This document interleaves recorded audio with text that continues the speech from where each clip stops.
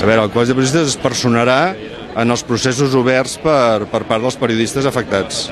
Però es personarà com a part acusatòria, perquè no estan afectats individualment només els periodistes que han rebut contusions, sinó que el col·lectiu també està afectat. I el que està afectat, sobretot, és el dret a la llibertat d'informació. I amb aquest acte, quin era l'objectiu una mica?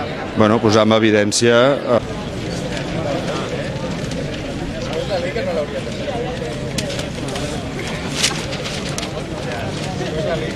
que ha passat no es pot repetir. És a dir, que clar, que 30 periodistes hagin patit aquesta agressió per part dels Mossos d'Esquadra no és fruit d'un moment de tensió casual, sinó que aquí suposem que hi va haver alguna ordre equivocada, no? I el que demanem és una investigació perquè se sàpiga realment què va passar.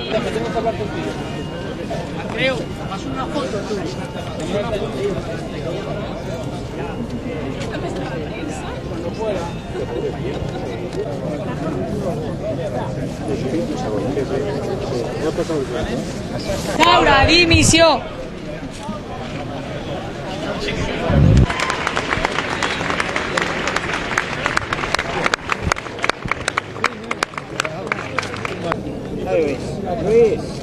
Lluís.